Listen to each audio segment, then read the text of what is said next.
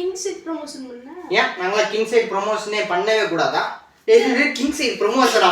So அதுவே நான் சொல்றேன். Promotion castling. ஓகேவா? அது கேஸ்லிங். Okay okay okay.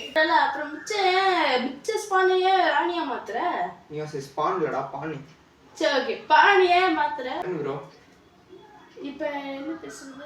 டேய் யாரா நீ மண்டக்கோளாரி என்ன பேசுறதுனே தெரியாம இருக்கற. ஐயோ முட்லியே ஃபர்ஸ்ட் ஓவர் ஃப்ளோல போயிடுச்சு ப்ரோ. அப்படி சொல்ற அடுத்து சொல்ற செஸ்ல மூவே நீ பண்ணது இல்லையா? அதெல்லாம் பண்றா.